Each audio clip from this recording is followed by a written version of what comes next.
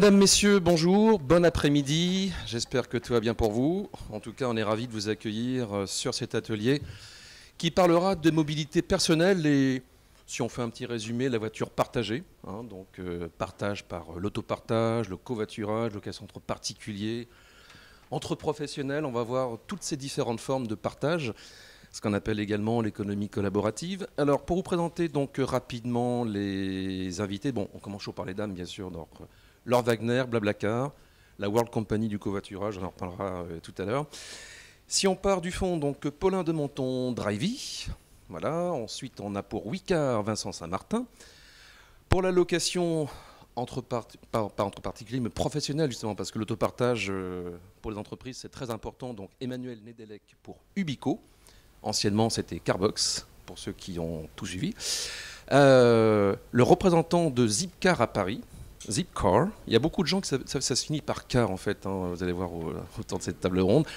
Merci à Étienne Hermite qui, il n'y a pas très longtemps, était en ligne avec Boston ou New York, je ne sais plus. Il ne le dira peut-être pas d'ailleurs. Non, je laisse planer le suspense parce qu'il y a Schwarzenegger qui va venir tout à l'heure sur le salon. Donc si on finit à l'heure, vous le verrez peut-être dans les allées du salon. Merci en tout cas à Étienne. Zipcar, c'est tout récent, on en parlera dans un instant. Représentant la grande famille de l'automobile, monsieur André Galin du CNPA. Il représente les loueurs, mais pas que aujourd'hui, on parlera sans doute des concessionnaires, autre famille bien sûr qui est concernée au premier chef par la voiture partagée. Et puis la vedette de C'est dans l'air, on y était ensemble cette semaine, donc voilà, Flavien Neuville, observateur CTLM de l'automobile. C'est une private joke parce qu'en fait ça fait 2 émissions qu'on fait ensemble, donc maintenant on se consulte pour les agendas pour savoir ce qu'on va faire. Bien, la voiture partagée, bon, c'est vrai que c'est une vraie tendance, vous le constatez de plus en plus. Alors, ce qui est intéressant de se dire, c'est quand même, est-ce que ce modèle, alors, va-t-il se développer? C'est la question qu'on va se poser. Mais d'abord, Flavien, vous qui faites des enquêtes pour le compte du CTLM très régulièrement, aujourd'hui, le modèle dominant, ça reste quand même le Français qui achète sa voiture, qui en est propriétaire. Ah oui, très clairement, aujourd'hui, le modèle archi-dominant, c'est j'achète ma voiture, qu'elle soit neuve ou d'occasion, la carte grise est à mon nom, et puis je garde ma voiture de plus en plus longtemps, je roule de moins en moins d'ailleurs, et je garde ma voiture de plus en plus longtemps. Donc on a un parc qui vieillit, et des acheteurs qui, eux aussi, des acheteurs de véhicules neufs, en tout cas, qui vieillissent également. Donc ça, ce sont les éléments actuels. Ce qui est intéressant, c'est que l'on voit que les lignes sont en train de bouger. Je dis bien les lignes parce que le plateau là représente bien toute la diversité de l'offre qui existe aujourd'hui. Et finalement, le modèle dominant d'aujourd'hui, la question qu'on peut se poser, c'est de savoir si ce sera le même modèle dans 5 ans ou dans 10 ans. Il se trouve que dans une de nos études, nous avons posé la question aux Européens, aux automobilistes européens. On a posé la question toute simple en leur disant, est-ce que vous pensez que dans 10 ans, on sera encore l'unique propriétaire de sa voiture? Et donc c'est du déclaratif, c'est de la projection. Mais on a aujourd'hui un Français sur 2 qui nous dit, dans 10 ans, on ne sera plus forcément l'unique propriétaire de sa voiture. Soit on la louera, on l'utilisera à plusieurs, soit j'en serai qu'un simple locataire. Et donc ça, c'est une vraie révolution. C'est vrai que sur le mondial, on parle beaucoup des révolutions technologiques, on parle beaucoup de motorisation, etc. Et de voitures connectées, parce que c'est un petit peu lié tout ça quand même. Et de voitures connectées, mais il y a une autre révolution qui est peut-être en train de se préparer, c'est l'usage de sa voiture. On n'en sera plus l'unique propriétaire. Et d'ailleurs, quand on revient un peu sur ce qui s'est passé au cours de ces 15 dernières années, au début des années 2000, la location avec option d'achat à particulier n'existait pas.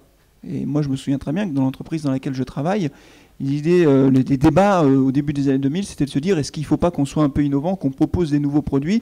Et la LOA à particulier, ça peut être une piste. Et bien sûr, en interne, ça a fait l'objet de beaucoup de discussions.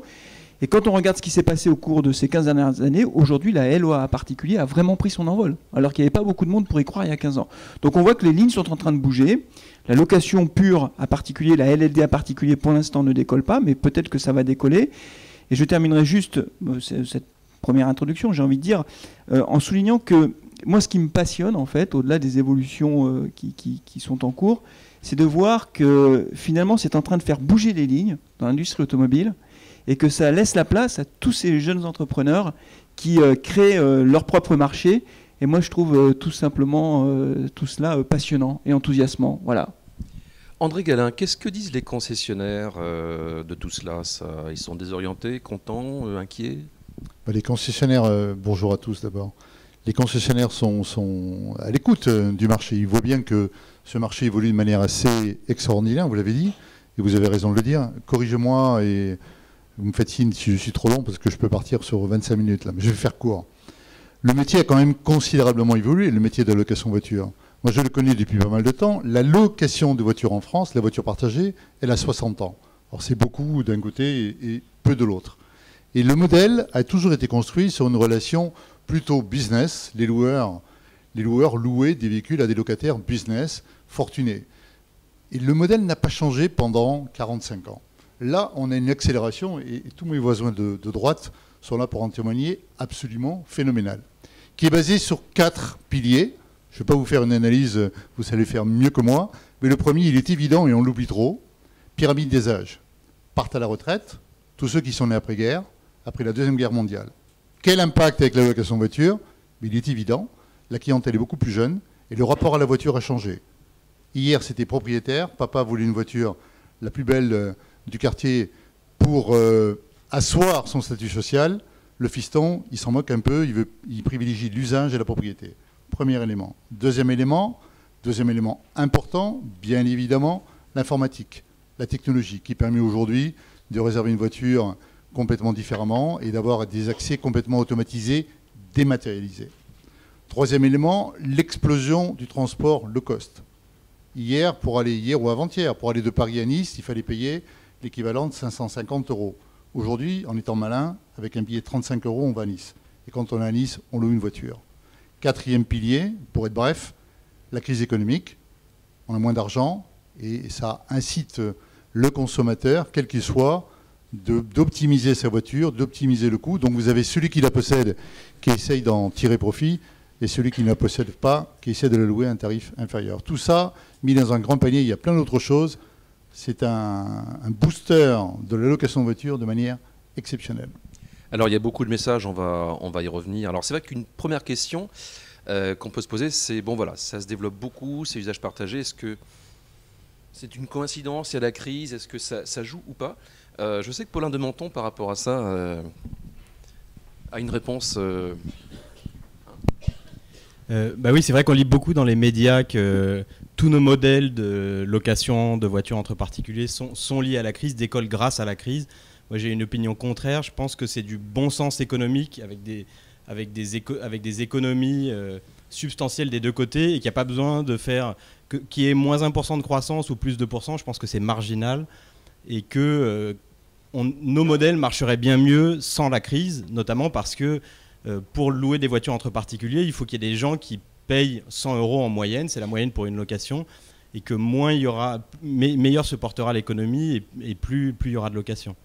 Et du côté des propriétaires, ils dépensent en moyenne 5 000 € par an pour leur voiture. En louant sur Drivey, ils arrivent à récupérer 1 000, 1 500 € par an, donc à diminuer leur budget auto. C'est pas parce que la crise s'arrête que les gens vont se dire bon bah 1 500 €, je les laisse traîner, c'est plus la peine. Donc je pense effectivement c'est absolument marginal. Question un peu ouverte pour les autres membres du panel. Est-ce que le consommateur aujourd'hui est mieux informé, plus intelligent en quelque sorte? Bonjour.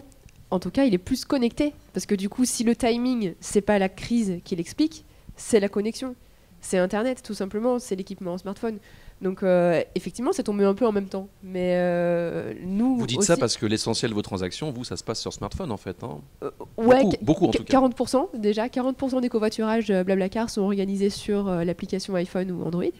Mais donc oui, le timing il est là, c'est juste qu'on est en train, grâce à Internet, de résoudre un problème majeur de l'automobile depuis qu'elle a été inventée. Il y avait malheureusement des places libres à bord, le taux de remplissage je crois est de 1,1 encore aujourd'hui sur les trajets quotidiens. C'est un peu plus pendant les vacances, mais oui. Voilà, c'est ridicule alors qu'il y a 4-5 places dans chaque voiture. Donc tout simplement, on arrive grâce à cet échange de data, cette connexion des usagers, à simplement optimiser cette ressource. Étienne Hermite, vous qui représentez donc un acteur américain qui est quand même une référence, si Zipcar vient aujourd'hui en France, c'est parce qu'il considère que le client est mûr et qu'il y a de la place pour du business? Je pense que si on vient aujourd'hui, c'est pas parce qu'on estime que le marché est mature, mais au contraire qu'il y a encore un potentiel de croissance extraordinaire. Le client, le marché, effectivement. Le marché n'est pas mature, mais le client, justement, commence à être mûr. Ce qui est intéressant, c'est qu'on représente au moins 4 modèles d'entreprises qui, à mon sens, ne sont pas vraiment concurrents, mais adressent des usages et des besoins assez différents, ce qui montre qu'il n'y a pas qu'une réponse à la voiture individuelle. Et pour revenir à Zipcar, il est clair qu'aujourd'hui, on a une conjonction, en fait, notamment à Paris, où on a d'une part une agglomération qui, sur le papier, est la ville idéale pour l'abandon de la voiture, un système de transport en commun qui fonctionne très bien. Le client est connecté, je vous le confirme. Allez-y, continuez. Donc un système de transport en commun qui fonctionne très bien, une densité de population qui est absolument considérable, notamment rapportée aux autres grandes capitales mondiales, et puis un marché qui est très éduqué, très connecté, on en a parlé, et qui est très éduqué, notamment avec une initiative qui est un petit peu unique au monde, qui s'appelle Autolib, et qui a permis en fait de commencer à démocratiser un usage partagé de la voiture. Donc c'est dans ce contexte-là qu'effectivement, nous chez Zipcar, on considère que Paris a vocation à être l'un des plus gros marchés du monde dans le domaine de la voiture partagée. Si on prend l'exemple Vincent Saint-Martin, chez vous, chez Wicar, la location, est-ce que ça intéresse les jeunes, ce type de... Parce qu'on parlait des jeunes tout à l'heure, donc ça les intéresse, ce type de consommation? Oui, on est évidemment sur une population relativement jeune, sachant que l'âge moyen chez nous est quand même de 37 ans, ce qui n'est pas si jeune que ça, puisque c'est la moyenne globale. Les particuliers sont... C'est des jeunes qui ont quitté papa-maman, a priori, hein. C'est des jeunes qui sont plus si jeunes, on est... Enfin bon, les jeunes sont aussi les plus connectés, donc les plus à même de... Je pense que c'était les précurseurs sur le covoiturage, c'était aussi les précurseurs sur la location de voitures entre particuliers. Et maintenant, on atteint des dimensions où tout le monde va pouvoir utiliser les services et tout le monde s'intéresse à ces services. Très bien. Les jeunes, Fabien Neuvy, on dit toujours les jeunes se désintéressent de l'automobile, ça les fait moins rêver. Enfin, c'est vrai ou c'est pas vrai ? Non, c'est pas vrai. C'est-à-dire que quand on les interroge sur la place de la voiture, c'est vrai qu'elle est plus utilitariste aujourd'hui, moins statutaire. Je rejoins ce qui a été dit tout à l'heure. Néanmoins, quand on leur pose une question toute simple en leur demandant s'ils imaginent passer toute une vie sans voiture, 80% des moins de 30 ans disent que non. C'est-à-dire que ça leur paraît inimaginable de se passer d'une voiture toute leur vie. Alors ça ne veut pas dire que les usages n'évoluent pas, mais ça veut dire quand même que la voiture occupe encore une place centrale dans nos vies, dans notre mobilité quotidienne, et ce sera encore le cas à l'avenir. La seule chose, c'est que derrière cette appréciation de la voiture, ou en tout cas ce non-rejet de la voiture de la part des jeunes, il y a une réalité économique qui est assez brutale, hein. Les jeunes, les moins de 30 ans, n'achètent pas de voiture neuve. C'est ça la réalité. L'acheteur moyen d'un véhicule neuf en France a 54 ans. Et s'il n'achète pas de voiture neuve, c'est pas parce qu'il n'aime pas les voitures neuves. Et on voit dans le salon, il y a plein de jeunes qui... Il reste des voitures d'occasion quand même. Ben voilà, c'est ça. C'est qu'ils se tournent vers le marché de l'occasion. C'est-à-dire que c'est une question de moyens financiers. L'entrée sur le marché du travail se fait aujourd'hui quasiment systématiquement via un CDD ou via de l'intérim. Donc c'est compliqué d'acheter une voiture neuve qui coûte cher avec un crédit, parce qu'il y a aussi la question de l'accès au crédit quand on est en situation professionnelle précaire. Et donc du coup, tout ça pousse les jeunes vers le marché de l'occasion et pas vers le marché du neuf, mais ils ne rejettent pas la voiture en tant que telle. Je voudrais juste, par rapport à ce qu'a dit tout à l'heure Paulin de Menton sur le fait que la crise joue un rôle ou pas sur le développement de toutes ces nouvelles offres, je suis tout à fait du même avis. C'est-à-dire que le raisonnement de l'utilisateur des différents services qui sont proposés ici, c'est une utilisation rationnelle. Le consommateur est rationnel, l'automobiliste est rationnel. Et si on prend l'exemple du covoiturage, si vous habitez à Clermont-Ferrand, au hasard, et que vous montez à Paris, au hasard, alors, je suis auvergnat. Laissez-moi deviner, c'est près de Clermont, c'est près de chez Michelin. Voilà, c'est ça. Si vous habitez Clermont et que vous devez venir à Paris... C'est le maire d'une petite ville d'Auvergne, c'est voilà. pour ça. Et donc je fais des allers-retours régulièrement, et quand je viens en voiture, très clairement, je fais du covoiturage. Bon, mais quand je regarde l'offre... Vous êtes ambassadeur de voilà, Dakar, je suis un ancien, un des premiers utilisateurs à l'époque du covoiturage.fr, maintenant Blablacar. Mais c'est rationnel, c'est-à-dire que la concurrence, en fait, qui s'offre à mon covoiturage, c'est la SNCF. Et quand vous regardez le même trajet Clermont-Paris SNCF, c'est 60 €, seconde classe, pour 4 heures de trajet, 3 h 30, quand tout va bien, s'il n'a pas de retard. Il a toujours du retard. Covoiturage, c'est 2 fois moins cher et c'est le même temps de trajet. Donc celui qui monte dans une voiture sur ce trajet-là pour faire du covoiturage, il est juste rationnel.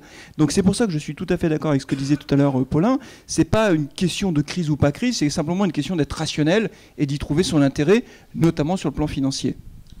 Dans le monde de l'entreprise, Emmanuel Nedelec, on calcule aussi, les coûts, c'est important. Donc, Exactement, et je rejoins complètement ce que vous disiez. C'est pas tout à fait la même chose, mais on est face à des entreprises qui essaient de rationaliser les différents actifs dont ils disposent. Et typiquement, les véhicules qui avant étaient affectés à des services, un peu comme les salles de réunion à l'époque, dorénavant, elles sont mises en réseau. Et ça revient à, finalement, de l'autopartage en entreprise. Et au moins, quand avant j'avais un service qui n'avait plus de véhicules, alors que dans le service d'à côté, il y avait des véhicules qui dormaient, ces choses-là aujourd'hui ne sont plus possibles. Et maintenant, on permet de répondre finalement à un besoin de déplacement courte distance identique aux besoins préalables, mais avec juste 20 à 40% de véhicules en moins. C'est aussi simple que ça. Et c'est bien une recherche de rationalisation qui va bien au-delà, effectivement, de la crise économique, je pense. Et d'ailleurs, ce ne sont pas que des voitures, parce qu'il y a aussi d'autres moyens de transport qui peuvent être mis en commun. Alors, on peut tout imaginer. On peut imaginer des vélos, des scooters. Nous, on est vraiment focalisé sur le véhicule. Ce qui est important, nous, ce que l'on imagine demain, c'est que la mobilité, elle sera choisie. C'est-à-dire que pour aller d'un point A à un point B, ce qui va m'importer, c'est d'avoir différentes solutions de mobilité. Ça peut être, au départ de mon entreprise, la voiture qui est dans le parking est une voiture partagée que j'ouvre sans clé avec mon smartphone ou avec mon badge que j'ai réservé ou qui est en libre service. Mais ça pourra aussi, parce que j'ai plus de voiture dans mon parking, via mon smartphone, j'appelle un taxi ou une voiture avec chauffeur, ou je prends un système de la ville, ou je prends la SNCF. On imagine vraiment que cette mobilité va permettre plus de liberté, de manière plus simple, plus flexible, et avec une plus grande intelligence quant à la rationalisation de ces moyens, en fait. Alors, il y a des constructeurs qui font des efforts de promotion pour de nouveaux usages. Il y a Citroën notamment qui a une offre qui s'appelle Simply Drive sur le C4 Cactus. Donc, une mensualité, tout compris, l'assurance, l'entretien, etc. Et puis, il se trouve que Citroën est aussi un constructeur, Vincent Saint-Martin, qui a passé un accord. En fait, vous êtes partenaire quelque part pour la location entre particuliers. Oui, je pense que Citroën a identifié assez vite le changement d'usage de la voiture et on est partenaire depuis 2012 avec Wicar sous 2 formes. La première forme, c'est qu'ils ont monté une plateforme Multicity sur Internet qui permet de rassembler toutes les initiatives de mobilité, donc la location de voitures entre particuliers, le covoiturage. Voilà, ils vont mettre en avant tous ces nouveaux usages. Et la deuxième façon qu'on a eu de faire un partenariat, c'est de travailler pour vendre des voitures pour Multicity. Ils voulaient faire découvrir leur voiture C0 électrique. Et donc, on a mis en avant leur offre pour une location de 2 ans, pas cher, où les personnes qui l'achetaient, qui louaient la voiture chez Citroën, pouvaient la mettre en location chez Wicar et ainsi partager leurs dépenses pendant ces 2 ans. Donc, ça leur permettait à la fois de faire connaître leur nouveau véhicule. Les gens qui viennent louer une voiture sur Multicity peuvent louer une Citroën, et à la fois de mettre en avant leur nouvelle voiture. Paulin de Menton, pour Drivey, est-ce que des constructeurs vous draguent, vous font les yeux doux pour travailler avec vous? L'inverse. On a déjà eu des échanges, mais on n'a pas de partenariat avec des constructeurs qui sont en place.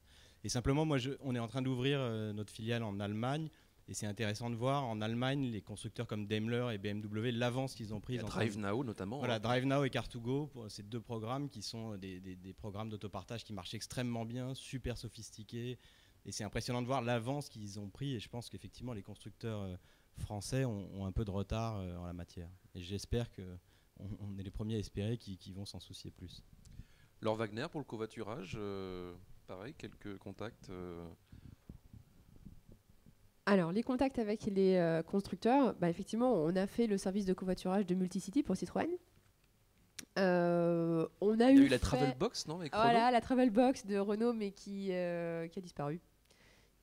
Qui a été rebaptisée. Il y a quelqu'un de chez Renault, peut-être. Elle a été rebaptisée. En tout cas, il n'y a plus le covoiturage dedans. Bon. On a un partenariat avec Hertz. Qui qui est multiforme et qui pourra évoluer. Mais il y a clairement une complémentarité, puisque finalement, louer une voiture, c'est simplement la question de à qui appartient la voiture, alors que le covoiturage permet de le remplir. Je voudrais justement attirer l'attention sur le fait qu'il y a deux types de gaspillage de la voiture. Il y a le gaspillage en termes de temps, c'est-à-dire qu'on n'utilise la voiture que 5% de son temps quand on la possède, c'est-à-dire en gros 20 minutes le matin, 20 minutes le soir. Ça, c'est le premier gros gaspillage. Et le deuxième Ce qui gaspillage... est 40 minutes quand on habite en région parisienne, voilà. pour le trajet et puis autant pour le retour. L'autre gaspillage, c'est que quand on est dedans 5% du temps, on est seul à bord. Donc du coup, les deux moyens de l'optimiser, c'est effectivement l'autopartage en la rendant disponible pour qu'elle soit utilisée plusieurs fois par jour par différentes personnes, et le covoiturage pour optimiser son remplissage quand on l'utilise. Donc du coup, avec la location, il y a un lien évident, que ce soit, on a un partenariat avec Drivey aussi, que ce soit avec l'autopartage ou les loueurs classiques. Évidemment, on peut louer une voiture, prévoir un trajet et proposer ses places libres sur Blablacar. Alors, petite anecdote, parce qu'on en parlait juste avant la conférence, il y a moyen, quand on s'inscrit sur Blablacar, de tomber par hasard, ce qu'ils ne disent pas forcément, sur des automobilistes qui ont des très belles autos. Des voitures de luxe, oui, c'est. On parlait d'âge tout à l'heure, je vais justement commencer par ça. Nous, l'âge moyen des nouveaux membres est de 33 ans aujourd'hui, alors que les nouveaux membres, en moyenne, on est un petit peu plus jeunes. Les nouveaux membres en 2010 n'avaient que 29 ans en moyenne. Donc vous voyez, on attire des nouveaux membres qui sont de plus en plus âgés. La part des quadras, quinquas et de sexagénaires ne fait qu'augmenter chaque année. C'est la part qui augmente le plus. La part des étudiants baisse au contraire. Ne représente que 26% de nos membres actuellement. Donc le cliché du covoitureur qui est un étudiant fauché n'existe plus vraiment aujourd'hui. On touche tout le monde, on démocratise. Et d'ailleurs, vous voyez, on a un super ambassadeur aussi. Bon, Flavien, je ne sais pas quel âge vous avez. Oh, j'aurais pas dû dire ça. Mais voilà, aujourd'hui, je suis sûre qu'il y a peut-être des covoitureurs parmi vous, peut-être. Est-ce qu'il y en a? Ah, c'est toujours dans les conférences sur les transports qu'il y a personne qui... Vous avez 100% de conquête à faire juste après. Alors juste peut-être un ou deux exemples de marques de voitures qu'on croise parfois sur... Ah bah on a déjà repéré plusieurs trajets en Aston Martin, plusieurs trajets en Porsche, et il y a un conducteur qui a une Porsche sur Paris-Strasbourg qui le fait régulièrement, mais il fait croire qu'il a un Scénic pour pas attirer des personnes qui voudraient juste faire un trajet en Porsche. Et donc c'est le même prix, mais juste le passager, du coup il en prend qu'un, à la surprise en arrivant de voir qu'il va faire le trajet en Porsche. C'est formidable. Par rapport au constructeur, Étienne Hermite, il y a déjà 2 accords en ce qui concerne Zipcar. Hein. Oui, alors on a démarré avec un partenariat privilégié avec 2 constructeurs qui sont Peugeot et Opel. On a 9 modèles de véhicules dans notre flotte qui vont de la petite citadine à la familiale, en passant par deux types de véhicules utilitaires. Nous, on a vocation à travailler avec tous les constructeurs. Y compris Aston Martin, si vous le demandez, par exemple. Y compris Aston Martin, mais c'est pour l'instant pas totalement prioritaire. On a vocation à travailler avec tous les constructeurs, ou en tout cas de multiples constructeurs, pour une raison simple, c'est que en fait, nos abonnés attendent une variété de véhicules, et donc on a vraiment vocation à travailler avec plusieurs opérateurs, avec plusieurs constructeurs. On travaille également avec les constructeurs pour connecter la voiture. Et vous évoquiez tout à l'heure ce point-là. Les constructeurs sont à des niveaux d'avancement variables, mais tous travaillent dessus pour faciliter en fait la connexion entre la voiture et le système d'information des opérateurs. Et puis enfin, on travaille avec les constructeurs sur quel type de motorisation utiliser. Aujourd'hui, on a des voitures thermiques, des voitures hybrides et quelques voitures électriques.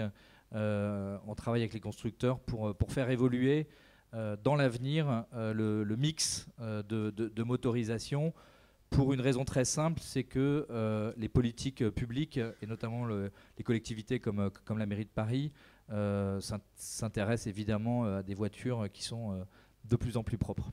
Bah oui, je me rappelle, au moment du lancement, il y avait un représentant de la mairie de Paris qui disait bon, ils veulent éradiquer le diesel. Donc ils n'attendent qu'une chose, c'est que votre flotte arrive rapidement en électrique, en fait.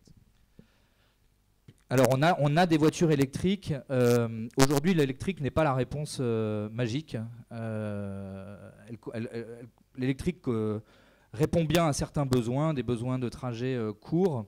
En revanche, les pratiques de l'autopartage aujourd'hui, c'est 6-7 heures en moyenne. Et c'est clairement, quand vous partez de Paris, pour sortir de Paris, aller faire quelque chose et revenir, donc c'est 50, 100, 150 km.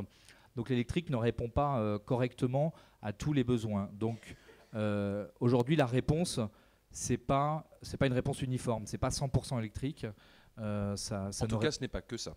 Voilà, donc l'électrique va monter en puissance au fur et à mesure que la performance et le coût, c'est quand même important, la performance va s'améliorer et le coût va baisser. Mais à court terme, l'électrique n'est pas la solution unique. Et en tout cas, c'est pas ce que demandent les abonnés. Alors, on en reparlera peut-être tout à l'heure. André Galin, est-ce que ce n'est pas symptomatique de voir que les constructeurs aujourd'hui essaient de monter des services? Bon, on parlait de l'exemple allemand, hein, mais après tout, il y a aussi des constructeurs français. Renault et Bolloré sont dans l'autopartage aussi. Donc, vous représentez le monde des loueurs. Il y a les loueurs d'un côté, les constructeurs de l'autre. C'est une nouvelle concurrence? C'est une concurrence qui existe depuis très longtemps, cher monsieur. Renault Rent existe depuis 25 ans. Renault Rent existe depuis 25 ans. Hein. Il y en a quelques-uns qui peut-être étaient tout jeunes, certainement d'ailleurs, tout jeunes à cette époque-là. Et tous les constructeurs ont aujourd'hui leur propre société de location de voitures. Je ne vais pas les citer, on ne peut pas leur faire de publicité, mais tout le monde développe. Mais ils sont condamnés à le faire. Donc ils sont condamnés à s'entendre avec des loueurs de voitures. Et il y aura des partenariats divers et variés. Ils existent aujourd'hui, ils seront de plus en plus dynamiques autour d'un produit complètement dématérialisé. La location de voiture telle qu'elle existait hier est morte. Demain, la nouvelle clientèle, les cibles des loueurs, 18-35 ans. On y est, hein. 34, 37, moi je tape au milieu, 35. On y est. 18-35 ans. Et ces gens-là, ils sont nés avec un smartphone, déjà dans le ventre de leur mère, et ils pianotaient. Donc ils ne peuvent consommer que de cette manière. Ils ne sont pas aussi attentifs au service que leurs aînés. En tout cas, ce n'est pas une obsession absolue. Donc ils vont consommer un outil complètement dématérialisé. Je réserve sur un smartphone, je vais prendre ma voiture sans voir personne, je l'ouvre, je la déverrouille très facilement aujourd'hui. Tout ça existe chez l'ensemble des opérateurs, y compris chez la plupart des loueurs de voitures dits classiques. Mais le terme me va très bien. Traditionnel, c'est un peu péjoratif. Classique, j'aime bien. Et on ouvre la voiture et on part. On n'a vu personne, on a téléphoné à personne et on ne verra personne au retour. Donc les gens au comptoir vont être tristes en fait. Non, il n'y aura plus personne. Non, parce que tout le monde sait que la France est la première destination touristique au monde avec 88 millions de visiteurs. Donc il y a les touristes qui arrivent et ces gens-là ont besoin d'un contact. Donc les deux métiers resteront. Mais le développement va se faire sur une nouvelle clientèle et sur la technologie. Ce que l'on voit aussi, Emmanuel Nedelec, si on parle de cette concurrence avec les constructeurs, dans l'autopartage de l'entreprise, c'est pareil, il y a aussi des acteurs, des filiales de constructeurs qui se lancent dans ce business. Exactement, il y a beaucoup de concurrence et nous on considère que plus il y a de concurrents, mieux c'est. Ça veut dire que le marché est en train de devenir plus mature et que ça va exploser encore un peu plus. Nous on considère chez Ubico qu'il est important, cette neutralité est importante, surtout vis-à-vis des entreprises. On se doit de leur fournir un service qui ait du sens économiquement. Et pour que ça ait du sens économiquement, on a besoin d'être indépendant, tant vis-à-vis des loueurs longue durée vers lesquels on va se tourner pour placer des voitures chez les clients, que vers les constructeurs, parce que parfois il y a un modèle qui va convenir à cette entreprise et pas à celle-là. Nous, on a la chance dans l'autopartage de vraiment voir différents usages. Donc on considère que l'électrique, par exemple, fait très bon ménage avec l'autopartage en entreprise pour la simple et bonne raison que notre système d'information va aller interroger le niveau de charge de la batterie et donc en fonction de la location qui va être demandée par un collaborateur, il sera ou pas orienté vers un véhicule électrique. Donc on a vraiment tous les types de véhicules électriques, hybrides et thermiques. Donc on est aussi très multi-constructeur et on considère que cette neutralité est très importante. Flavien Levy, le métier du constructeur automobile, on le voit, il connaît les évolutions. Vont-ils devenir opérateurs de mobilité ou est-ce que quelqu'un d'autre s'en chargera à la limite à leur place? il faut qu'ils bougent. Effectivement, je pense qu'ils n'ont pas le choix. Ils sont en train de bouger, donc c'est intéressant de voir qu'effectivement, ils essayent de monter dans le train, qui est déjà en marche. Moi, ce qui me frappe beaucoup, en réalité, c'est que, mais c'est toujours pareil, c'est que quand il y a de nouveaux modèles qui arrivent, de nouveaux modèles économiques, qui bousculent un peu la donne, les opérateurs historiques, vous voyez toujours ça au début, avec, allez, j'en vais employer le mot, il est un peu fort, mais tant pis, avec un peu de condescendance, du scepticisme, un peu de moquerie même quelquefois au début. Et c'est vrai dans tous les domaines d'activité, hein, c'est pas propre à la mobilité. Hein. Si on se souvient, il y a 15-20 ans, ou un peu plus même, quand le low-cost aérien est arrivé, les transporteurs historiques, regardez... On a vu avec Air France, hein, il y a les pas très transporteurs longtemps, aériens traditionnels, historiques, disaient, nous expliquaient à tout le monde, mais enfin personne ne voudra monter dans un avion low-cost. Enfin, tout le monde aura peur que l'avion tombe, personne, ça ne marchera jamais. Bon, c'était pas si longtemps que ça. Donc, il y a toujours beaucoup de scepticisme, et ça a été vrai, je pense, pour la location de voitures entre particuliers, pour le covoiturage, etc. Comment comprendre que ce soit un acteur comme Bolloré qui lance Autolib à Paris? Comment est-ce possible? Alors qu'on a des constructeurs qui sont positionnés sur la voiture électrique, etc. Pourquoi? Parce que personne n'y croyait au départ. Pourquoi c'est pas un loueur professionnel qui fait de la location de voitures depuis des décennies, qui pense le nouveau service de location de voitures entre particuliers? Alors c'est très bien parce que ça laisse la place à de nouveaux acteurs, à de nouveaux entrants. Et la vraie question, c'est de savoir demain, les géants d'Internet, les Google et les autres, quelle sera leur place dans la mobilité de demain, parce qu'on va peut-être avoir un transfert de valeur entre d'un côté j'achète ma voiture et donc le constructeur prend sa marge et gagne sa vie dessus, un transfert de valeur vers l'usage et le paiement des services associés à la voiture. Et bien sûr, je fais le lien avec la voiture connectée. Donc demain, qui va capter cette valeur? Est-ce que ce seront les constructeurs? Est-ce que ce seront les géants d'Internet? Est-ce que ce seront les nouveaux acteurs? Est-ce que ce sera un peu tout le monde? En tout cas, je trouve ça, encore une fois, passionnant à analyser, à regarder, parce que les choses bougent extrêmement vite. Et moi, j'aimerais que sur ce point-là, quels seront les champions de demain? Paulin de Menton, vous avez une idée aussi par rapport à ça? J'ai clairement pas de plan tout fait, mais c'est évident que ça va bouger. Enfin, si on prend le cas de la voiture qui se conduit de la voiture autonome de Google, ça peut faire à la fois du covoiturage, du taxi Uber ou de la location. C'est-à-dire qu'il y a une convergence entre le marché du trajet et le marché de la location qui est possible. Donc ça reste évidemment un gros point d'interrogation pour moi, mais c'est clair qu'il y a de plus en plus de valeur du côté du système d'information et de l'algorithmie et du matching de l'offre et de la demande, et de moins en moins de valeur dans la mécanique. Mais ensuite, comment tout ça va se combiner, quelles alliances vont se former, qui va mieux tirer son épingle du jeu, je ne peux pas le prévoir évidemment. Petite question, Laure Wagner, on parlera tout à l'heure plus en détail de la success story de BlaBlaCar. Bon, vous avez une taille considérable, il y a eu des investissements aussi, hein. Vous avez quelques copains qui vous ont prêté un petit peu d'argent. 100 millions de dollars quand même, hein, c'est ça? Oui, du coup, je vais en profiter pour rappeler quelques chiffres sur BlaBlaCar. Donc, on est né en 2006, on a fêté le premier million de membres en 2011, on a fêté nos 10 millions de membres là en septembre 2014. Et donc, effectivement, en juillet, pour des besoins d'expansion internationale, du fait qu'on soit déjà dans 12, maintenant 13 pays, on a prouvé un modèle économique en France et en Espagne. On a pu lever 100 millions de dollars en juillet pour pouvoir dupliquer ce modèle-là dans le monde, pour aller au-delà de l'Europe. Du coup, ça a dû se voir dans le Wall Street Journal et peut-être que ça va aiguiser quelques appétits. Ça s'est vu dans Wall Street Journal, ça s'est vu un peu partout dans le monde, parce qu'une levée de fonds de ce niveau-là en Europe et en France, il n'y en a pas souvent. Et puis sur ce terrain-là de la consommation collaborative, qui est plutôt le domaine de la Californie habituellement, ça a un peu étonné qu'un petit Français arrive à faire cette levée. Donc oui, il y a à partir de maintenant, même si on est leader du covoiturage mondial, même si on est pour l'instant qu'en Europe, plus Russie, plus Turquie, et ben on a le service de covoiturage le plus abouti au monde, l'application iPhone et Android de covoiturage la plus ergonomique, en tout cas avec le plus d'utilisateurs, 10 millions de membres.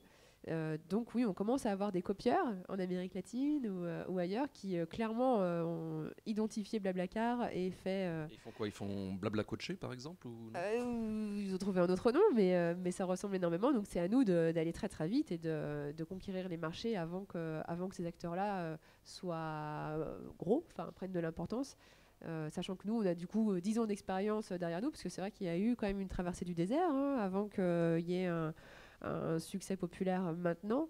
il y a quand même eu des années où on n'y croyait pas du tout, les constructeurs n'y croyaient pas, et effectivement, on a dû prouver qu'on allait y arriver et travailler beaucoup sur la confiance.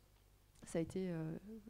Est-ce qu'un notre, Facebook pourrait être un partenaire ou enfin, éventuellement un prédateur, qui sait quoi.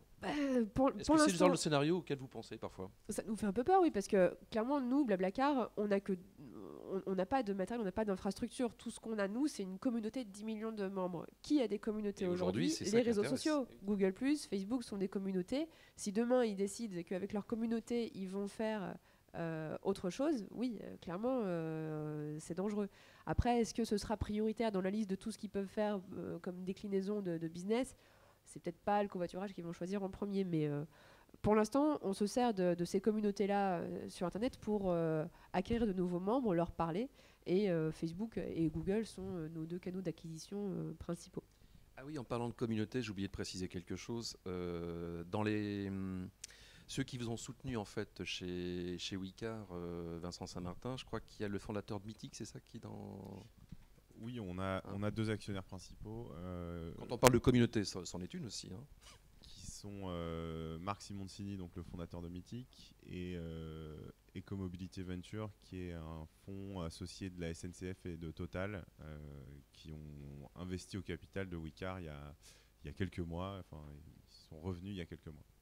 Voilà, un fonds dont faisait partie PSA d'ailleurs au tout début. Voilà, c'était juste pour mentionner ce petit détail. Parlons un petit peu de Zipcar. Peut-être rappeler comment est né Zipcar. Donc c'est né à Boston, je crois. Alors Zipcar est né à Boston il y a une quinzaine d'années et s'est développé assez rapidement dans les grandes villes américaines et beaucoup dans les campus américains aussi qui sont excentrés par rapport au centre-ville, et donc avec un besoin de mobilité individuelle. Est entré en bourse il y a à peu près 3 ans et a été racheté par le groupe Avis Budget en début d'année dernière. Donc la présence aujourd'hui est principalement aux US et maintenant la priorité est au développement en Europe, avec déjà une présence à Londres avec plus de 1500 voitures, en Autriche, en Espagne et puis tout récemment à Paris. Donc la volonté est de se développer rapidement en Europe. L'Europe est clairement le continent dans lequel il y a le potentiel le plus important aujourd'hui. C'est aussi le continent, et on le voit là, dans lequel il y a un foisonnement d'initiatives assez différentes, ce qui est moins le cas aux US. Donc aujourd'hui, Zipcar, c'est plus de 10 000 voitures en autopartage, enfin en partage, qui sont disponibles dans plusieurs centaines de villes, gares, aéroports et campus. Voilà. Alors, et à Paris aujourd'hui, donc c'est une 60aine, je crois, d'emplacements. Alors c'est un peu plus de 70 emplacements qui regroupent 1 à 3 véhicules pour chaque emplacement. On a démarré plutôt dans les arrondissements centraux de Paris. L'idée étant que là où on est, nos abonnés puissent avoir un accès facile et immédiat aux voitures, en gros qui soit à moins de 5 minutes à pied d'une voiture, qui vont chercher dans un parking ou dans un garage à proximité immédiate de chez eux. Donc le principe est très, très simple, on s'inscrit sur Internet, on remplit un petit formulaire, on reçoit une carte, et puis ensuite on peut on peut réserver sur son smartphone. C'est à peu près la moitié des usages sur le smartphone, et puis accéder à la voiture avec le badge ou l'ouvrir avec le téléphone. Alors bien sûr, vous aurez du mal à faire autant de locations qu'Autolib, pour d'évidentes raisons, mais quels sont vos objectifs à moyen terme? Alors, comparé en nombre de locations, c'est pas forcément très pertinent. Notre conviction, c'est que aujourd'hui, pour que quelqu'un abandonne sa voiture individuelle, il faut qu'il ait une réponse à l'ensemble de ses besoins, à l'ensemble des besoins qui étaient couverts jusqu'à présent par sa voiture individuelle. Et donc, ça recouvre toutes sortes de besoins, des tout petits trajets, des moyens trajets, des gros trajets, tout seul, avec sa famille. Et tant qu'il n'y a pas une solution ou un ensemble de solutions qui permet de se substituer à la voiture individuelle, et ben on va toujours trouver une bonne raison pour garder sa voiture. Par conséquent, aujourd'hui, vous avez dans Paris, pour reprendre le cas de Paris, une solution qui est assez efficace pour aller pour faire un petit déplacement dans Paris intramuros de façon spontanée, sans réservation ou seulement une demi-heure à l'avance, qui est Autolib. Donc Autolib, c'est quelques minutes et quelques kilomètres.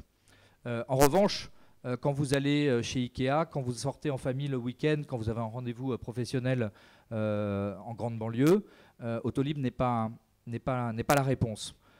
Et donc par conséquent, il y a un vrai besoin aujourd'hui qui est latent, auquel il n'y a pas de réponse pertinente. Preuve en est, la mairie de Paris, qui travaille beaucoup sur ces sujets-là, a le projet d'ouvrir des places de stationnement en voirie pour ce genre de service-là, dans l'idée que les Parisiens, qui ont d'ailleurs déjà un taux de motorisation qui est assez faible, pour les inciter à abandonner leur voiture et donc pour les inciter à ne pas prendre une voiture quand ça n'est pas la meilleure solution, la mairie de Paris veut favoriser l'émergence de ces services-là. Merci. Petite question, André Galin. On voit que les services d'autopartage, effectivement, sont promus par la mairie de Paris. Il y a donc des places, des bonnes places qui leur sont offertes et visibles. Vous qui êtes un loueur traditionnel, où l'espace est quand même confiné, compliqué, ça vous énerve un petit peu ou vous pensez que c'est bien? Je change de casquette. Là. Alors, je réponds loueur de voiture. Mais j'aimerais corriger à propos de mon voisin de gauche, parce que c'est important. Vous avez parlé d'Autolib. Tout le monde parle d'Autolib, et vous avez bien raison. Et vous avez dit que vous étonniez qu'aucun constructeur automobile ou aucun loueur de voiture classique n'avait participé à l'appel d'offres. C'est faux, cher monsieur. Il y avait 3 constructeurs automobiles, dont les 2 français, et 4 loueurs de voitures. Et en shortlist, vous aviez les 2 constructeurs français les plus importants de France, pléonasme, donc vous les avez reconnus, et 2 loueurs de voitures. Donc après, il y a eu un choix économique, financier, peut-être politique, sur une solution. Mais on a été jusqu'au bout. J'ai eu la joie, le plaisir, l'honneur, l'avantage de participer à cet appel d'offres. Donc on était là. Donc soyez rassurés, nous sommes à l'écoute et nous sommes dynamiques. Non mais j'ai eu peur que vous ne le soyez pas. Notez bien qu'il est classique et pas traditionnel, s'il vous plaît. Donc ça ne nous énerve pas. On est obligés, les uns les autres, d'être mutants, d'évoluer avec ces nouvelles technologies. Et tous, autant que nous sommes, nous devons offrir ces nouvelles modes de mobilité. Donc ça ne nous énerve pas. C'est la nouvelle évolution du produit location de voiture. Je ne suis absolument pas énervé par ça, bien au contraire, passionné. Je donne la réponse à mon voisin parce qu'il a un droit de réponse. Non, mais juste une précision. C'est quand même extraordinaire que ce soit quelqu'un qui ne vient absolument pas du monde de l'automobile qui remporte ce marché. On peut retourner le problème dans tous les sens. Il ne fabrique pas de voiture, il avait juste une batterie et c'est lui qui pousse. Il a dû faire une voiture pour. Absolument. On peut dire tout ce qu'on veut. On peut dire tout ce qu'on veut. C'est lui qui a remporté le marché, effectivement. Appel d'offres, il n'y a pas de problème là-dessus. C'est ça qui est extraordinaire quand même. C'est quand même extraordinaire, qu'on le veuille ou non, c'est extraordinaire. Mais c'est ni une critique ni rien, c'est juste un constat. Et je trouve moi que c'est plutôt positif parce que ça bouscule justement, ça oblige. Mais s'il n'y avait pas ça, il ne se passerait rien, il ne faut pas se raconter d'histoire. Ce qui oblige les constructeurs à bouger, c'est qu'on est quand même dans un univers assez conservateur, il faut se dire les choses. Ce qui oblige les constructeurs à bouger, c'est tous ces créateurs d'entreprises. Ils ne seraient pas là, les loueurs ne bougeraient pas, les constructeurs non plus. Il faut quand même se dire les choses telles qu'elles sont. Et moi, je trouve ça formidable. Alors, ce qui est bien maintenant, c'est qu'effectivement, je pense que tout le monde a compris que nous sommes en train de vivre une véritable révolution dans l'usage de la voiture, dans la mobilité quotidienne, et que donc tout le monde s'y met, et que si tout le monde s'y met, les choses vont aller encore plus vite, pour plus de praticité au quotidien, pour moins de coûts. Mais encore une fois, je constate que pour que les choses bougent, il faut que ça vienne de l'extérieur. C'est vrai dans le monde de l'automobile, mais c'est vrai dans tous les secteurs. Et je dis bien tous les secteurs, et le mien compris aussi, le monde de la banque également. Donc, et je crois là, pour le coup, que la crise aussi, elle y est pour quelque chose. C'est-à-dire que quand on est dans un contexte économique difficile, les entreprises, les grandes entreprises ont tendance à se recentrer sur leur cœur business. C'est difficile, donc on se recentre sur ce qu'on sait faire, sur ce qu'on sait le mieux faire. Et donc du coup, toutes ces innovations, toutes ces nouveautés nécessitent justement de ne pas être concentré sur son cœur business, de sortir un peu des sentiers traditionnels, de prendre des risques. Et quand on est en période de crise, les entreprises, et en particulier les grandes entreprises, elles n'ont pas forcément envie de prendre de risques, au contraire. Et donc du coup, c'est un peu à leur décharge tout ça. Et donc du coup, ça laisse la place à de nouveaux entrants. Et une fois qu'on constate que ça marche, et il y a plein de modèles qui tournent aujourd'hui, des modèles économiques qui sont prouvés, eh ben, on essaye de monter à bord, mais c'est tant mieux. J'ai envie de dire que ça fait bouger les lignes, et c'est formidable, et c'est tout à fait enthousiasmant. J'aimerais qu'on parle d'une activité qui est en plein boom, hein, c'est la location entre particuliers. Alors, on voit qu'on peut, on peut se louer plein de choses, s'échanger plein de choses, hein, des appartements, bon, enfin voilà, il y a tout un tas de business qui se montent dans ce domaine-là. Peut-être quelques mots, Paulin de Menton, sur où en est Drivey aujourd'hui, comment vous voyez l'évolution de votre secteur, où ça a commencé avec pas mal de sociétés qui sont créées les unes à côté des autres. Donc pour Drivey, c'est une société que j'ai fondée il y a 4 ans, qui a progressé assez vite. Donc aujourd'hui, on a 350 000 membres en France, 20 000 voitures à louer, et on est au tout début de l'internationalisation avec une ouverture en cours en Allemagne, et puis probablement l'Espagne ou l'Italie qui suivront. Et pour le secteur, effectivement, c'est très intéressant de voir que la France est le pays au monde où il y a eu le plus d'initiatives de location de voitures entre particuliers. Je crois qu'il y a eu jusqu'à 13 acteurs sur le marché. Il y en a déjà qui ont disparu ou qui ont Et moi fusionné. je sais parce que chaque semaine je reçois le dossier de presse en disant on est le premier service de location entre particuliers. À chaque fois c'est le même titre. Mais je trouve que c'est justement c'est une bonne chose. Ce qui fait par exemple la force de la Silicon Valley, c'est d'avoir un écosystème avec beaucoup de gens qui font des choses semblables et du coup à la fois une émulation et une éducation à laquelle tout le monde participe du marché. Et là, c'est ce qui se passe. En France, on a une espèce de mini Silicon Valley de la mobilité, avec Blablacar, avec Autolib qui est une initiative quand même unique au monde, avec Zipcar maintenant, et avec tous ces acteurs de la location entre particuliers, certains qui ont des positionnements un peu différents. Et donc c'est vraiment une chance d'avoir un écosystème qui est fort. Alors après, il y a une question à laquelle vous pouvez répondre tous les deux. C'est soit il y a un système un peu classique où il faut se prendre les clés physiquement, ou alors il y a des systèmes aussi où il y a des boîtiers, il y a la dématérialisation. Enfin, quelle solution avez-vous choisi en fait? Est-ce que vous comptez aussi faire évoluer votre plateforme à terme? Alors nous, on a un système où le propriétaire rencontre le locataire, vous louez votre voiture à votre voisin essentiellement, ou alors à quelqu'un qui viendrait dans votre ville, vous êtes proche de la gare et il peut venir chercher la voiture en bas de chez vous, vous êtes flexible, vous pouvez vous déplacer. Donc on va avoir un positionnement qui est assez simple, hein. On a une grande flexibilité, on n'est pas cher et c'est près de chez soi. Pour ce qui est des boîtiers, on n'a pas de boîtier, contrairement à pas mal des oui, acteurs. je sais, parce que c'est une solution qui existe aussi d'ailleurs. C'est une solution qui est très intéressante. Après, je ne sais pas si vous vous baladez sur le salon, vous voyez par exemple que les Citroën, aujourd'hui, il y a des applis dans les voitures. Vous avez vu la démonstration chez Valeo, non, du smartphone qui fait clé de contact? On peut programmer le smartphone pour prêter la voiture à son voisin, copain, patron, qui sait. Et donc on choisit le jour, l'heure, et boum, on programme le téléphone, et ce qui fait que la personne qui a été autorisée en fait à prendre la voiture s'approche du véhicule en Bluetooth, peut l'ouvrir et partir avec. Voilà, exactement. Donc on voit qu'aujourd'hui on peut adapter les voitures pour mettre des nouveaux systèmes, mais on voit aussi très bien que la voiture de demain est déjà connectée, a déjà le système dans son hardware. Et quand on voit la voiture de Google sans chauffeur, clairement, elle a même plus de chauffeur. Et est-ce qu'elle aura un propriétaire? On ne sait pas encore bien qui ce sera. Alors pareil, au niveau de la location entre particuliers, est-ce qu'il y a des anecdotes par rapport aux véhicules qu'on peut trouver? Parfois ça peut être surprenant aussi, non? Quand on a lancé le site, on était assez surpris parce que on pensait, enfin on savait pas trop ce qu'on allait trouver comme propriétaire, et on s'est retrouvé avec des voitures classiques. Vous avez 2 chevaux. Mégane, vous avez toutes les voitures classiques modernes, et puis on s'est retrouvé avec aussi des 2 chevaux un peu anciennes, et on s'est retrouvé avec des gens qui venaient mettre leur Ferrari, leur Maserati. On était hyper surpris parce qu'on se disait, mais un type qui a une Ferrari, il est capable de venir mettre sa voiture pour la louer et gagner 150 € dans le week-end. Ça nous a à la fois, on était surpris, ça nous a rassurés en se disant finalement tout le monde est capable de venir louer sa voiture, et la location de voiture entre particuliers concerne tout le monde. Des anecdotes aussi, Paulin de Menton, à nous délivrer? Effectivement, il y a une grosse variété du parc, puisque notre parc en location représente ce qui roule sur les routes en France. Donc il y a cet avantage de pouvoir avoir une grosse variété de voitures et savoir la voiture qu'on va louer. C'est-à-dire que on ne loue pas une catégorie C et ensuite ça peut être n'importe quelle marque.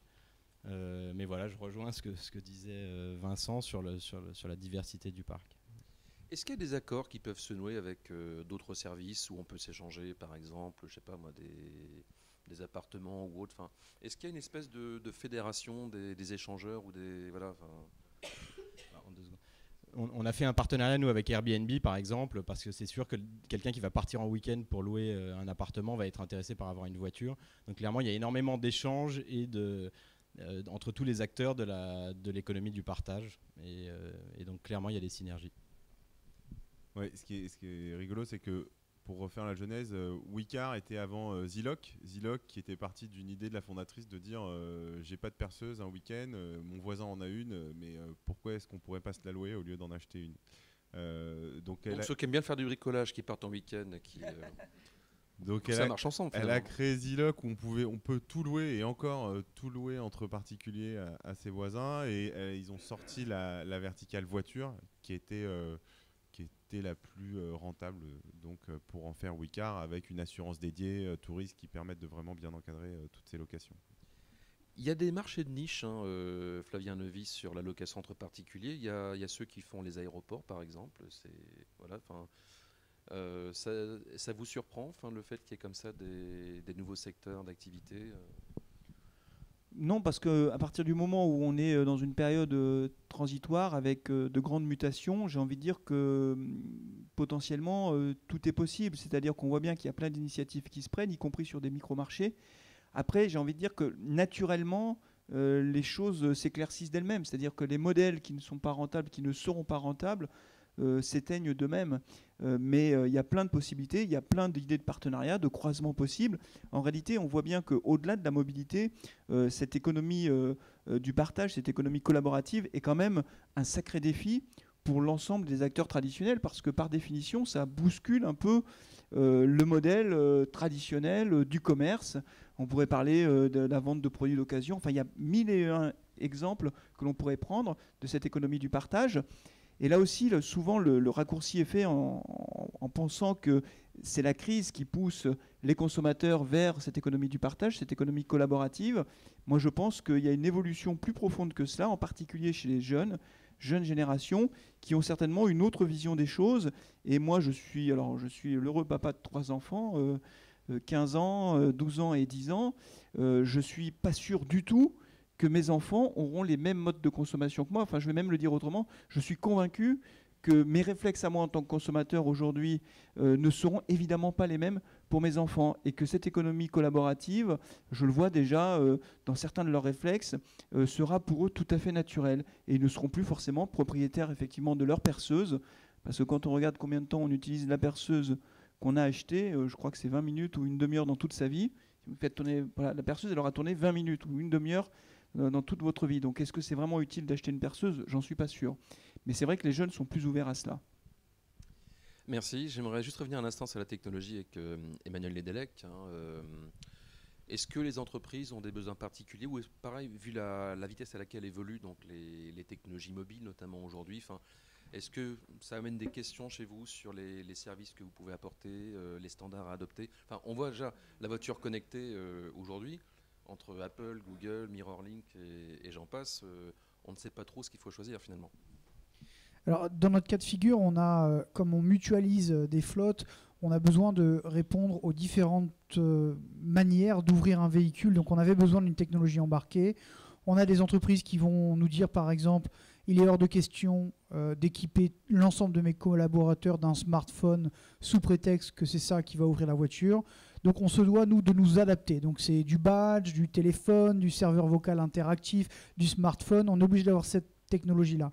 Après, nous, notre démarche en tant qu'opérateur d'autopartage dans le véhicule, c'est d'essayer vraiment d'être le plus transparent possible pour que le parcours client, le parcours utilisateur finalement, soit très fluide. C'est-à-dire qu'il n'y a pas d'écran particulier, il y a juste une ouverture avec un badge ou votre téléphone, vous rentrez dans la voiture et dans la boîte à gants, vous avez une clé qui est branchée. Et là, après, à partir du moment où vous avez débranché la clé, vous allez la garder dans votre poche, vous allez aller en rendez-vous, vous allez revenir, vous aurez l'utilisation d'un véhicule comme avant.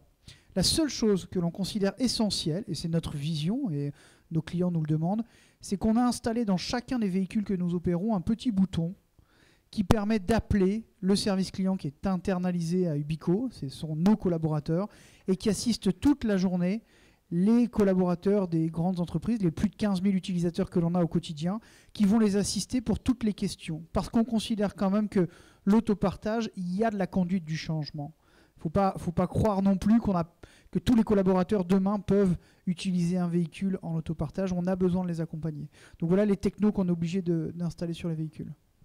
Merci. André Galin, on a entendu 2 exemples pour la location entre particuliers. Comment vous voyez ça, vous, cette concurrence? Parce que bon, l'autopartage fait par Zipcar ou par d'autres, bon, finalement, c'est proche de votre métier, mais ça reste des règles finalement assez proches. Cette effervescence de société qui propose comme ça entre particuliers, ce système d'aile à la française, vous le vivez comment? On le voit. Alors, encore une fois, on le voit de manière très dynamique, très positive. J'ai pas de souci, ça bouge, et ça bouge dans tous les domaines. Sauf que, et ils savent très bien ce que je vais dire, parce qu'ils m'ont déjà entendu, et ils me suivent régulièrement, et je les en remercie.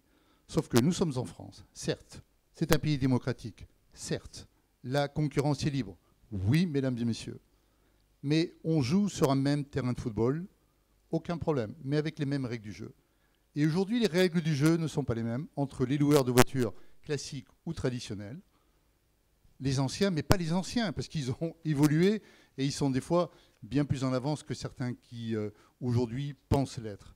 Donc les loueurs classiques doivent avoir les mêmes règles du jeu. C'est-à-dire qu'un loueur de voiture particulier doit payer ses impôts, doit payer sa TVA, doit avoir les mêmes contraintes. Nous avons des contraintes au niveau de notre métier, affichage, réglementation, état des véhicules. Et c'est normal, et nous y tenons.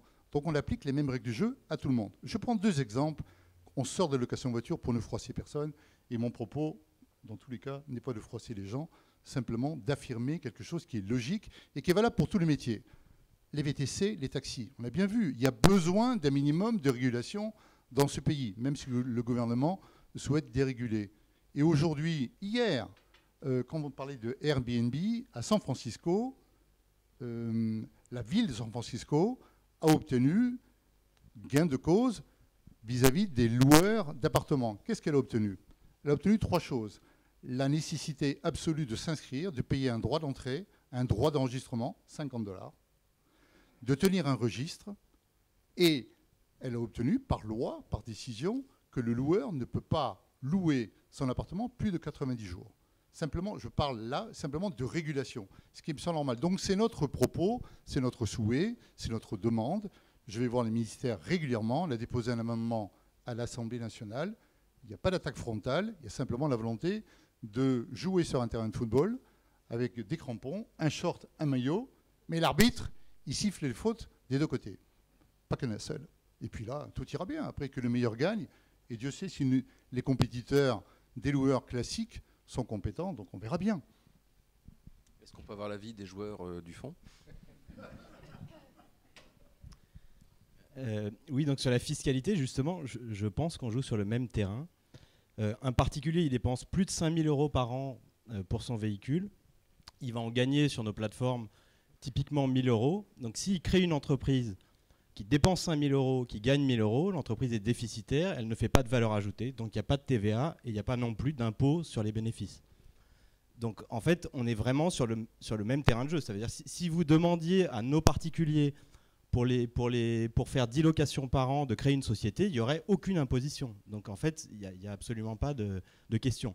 Là où il y en a une, c'est que toutes ces plateformes entre particuliers naissent par exemple comme eBay à faire du vide-grenier et ça se professionnalise. Donc il y a effectivement sur Drivey par exemple des gens qui vont acheter une voiture spécifiquement pour la louer. Il y a même un franchisé d'une agence de location qui a fermé sa franchise pour mettre ses véhicules sur Drivey à la place. Ben lui, il a une structure juridique, il a une société, et donc évidemment, il va payer des impôts, payer la TVA, etc. Sinon, c'est de l'évasion fiscale, et en plus, c'est une très mauvaise façon de faire de l'évasion fiscale, puisque nous, on fait des virements au nom de notre société sur le compte. Donc, une société qui ne déclarerait pas ses locations faites sur Drivey, c'est de la fraude fiscale pas maligne du tout. Donc, je pense vraiment qu'on joue avec les mêmes règles du jeu et qu'effectivement, les professionnels qui louent pour faire du bénéfice doivent payer des impôts. Ensuite, un particulier qui fait du partage de frais, comme c'est le cas pour le covoiturage, il n'y a pas de raison d'avoir de taxation. Parce que votre exemple est sympathique, vous prenez évidemment le revenu le plus bas. Donc vous avez raison. 1000, effectivement, on ne doit rien payer. Mais le loueur de particulier qui a 5 voitures, 4 voitures, 3 voitures, qui ne fait que ça toute l'année, il fait largement plus de revenus, monsieur. Largement plus. Juste pour rajouter quelque chose, jouer avec les mêmes crampons, nos particuliers n'achètent pas les voitures au même tarif que les professionnels. Et quand ils achètent une voiture, ils payent la TVA. Donc s'ils récupéraient de la TVA, ça serait en déduction. Donc finalement, ça serait plutôt une économie pour eux qu'autre chose. Le débat devient technique là tout d'un coup. Hein. Restez dans la salle, hein, mais on a bientôt terminé. Je ne partage pas et mécaniquement les services des impôts non plus.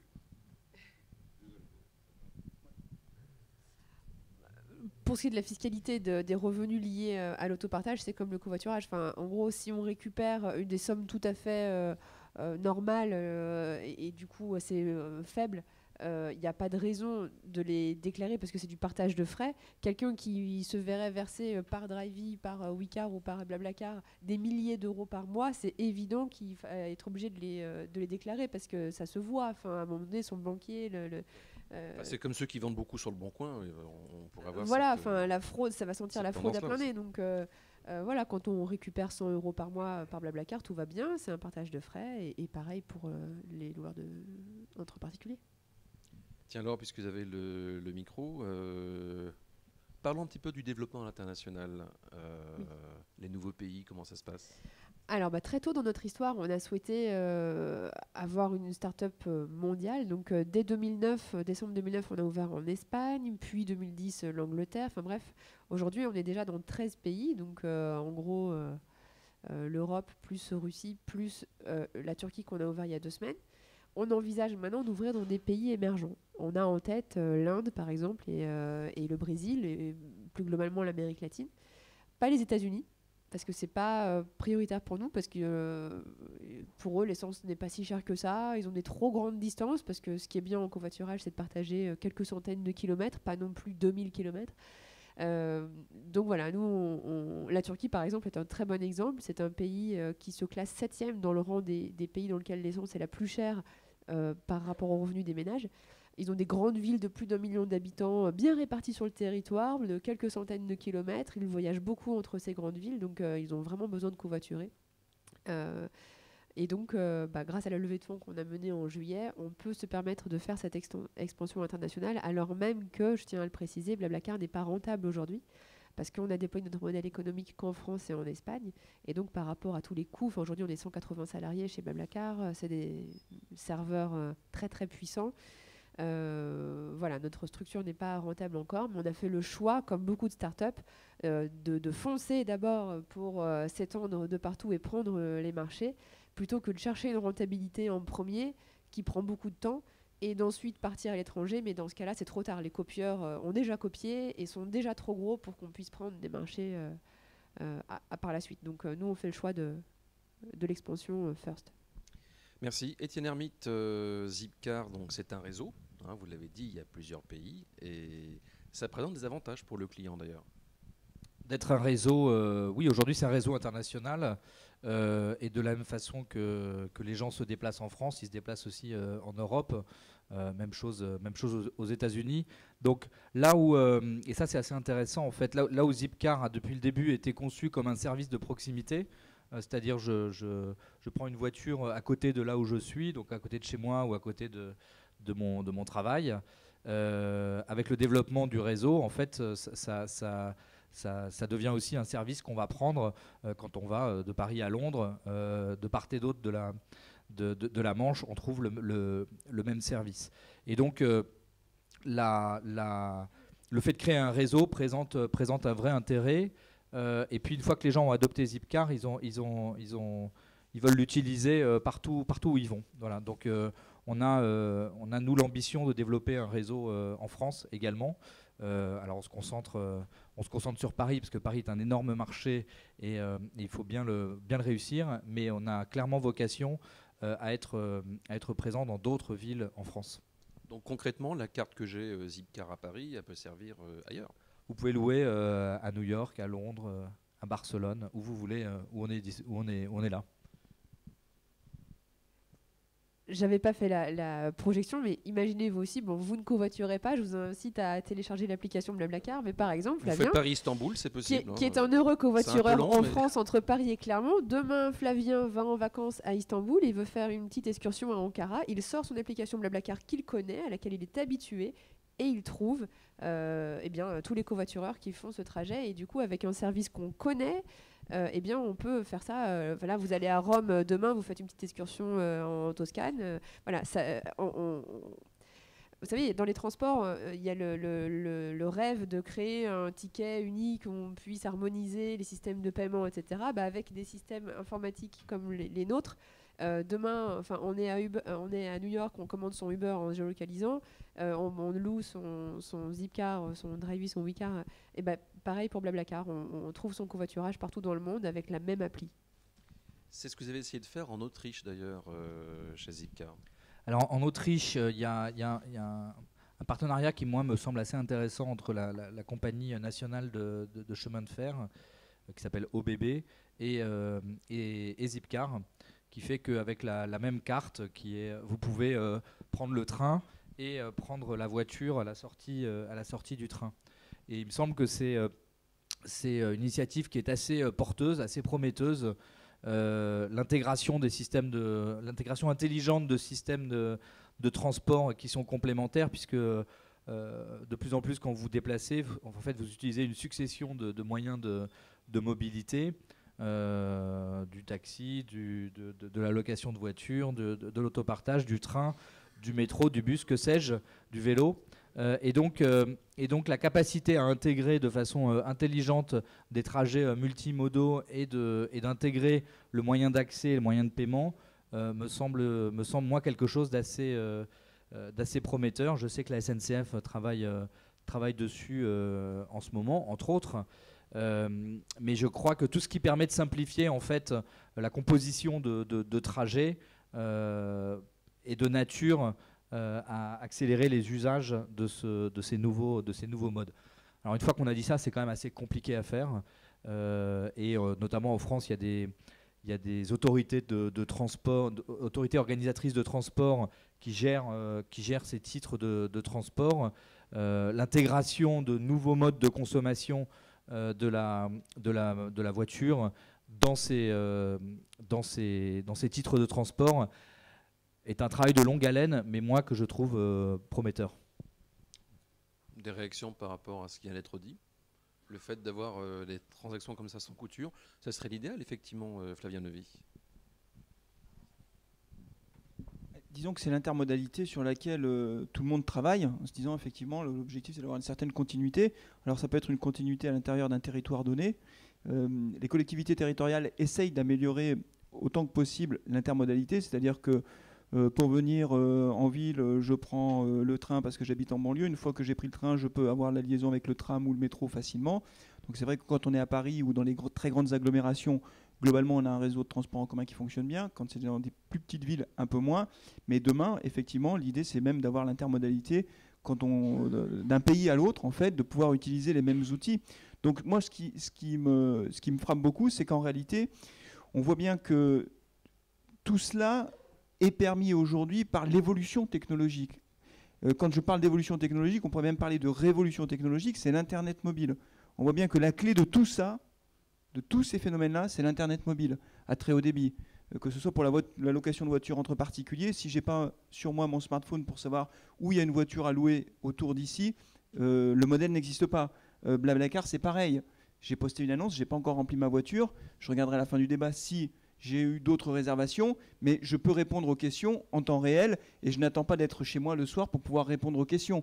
C'est-à-dire qu'on voit bien que la clé, enfin en tout cas une des clés du développement rapide de toutes ces offres-là, de toutes ces offres de mobilité, c'est l'Internet mobile.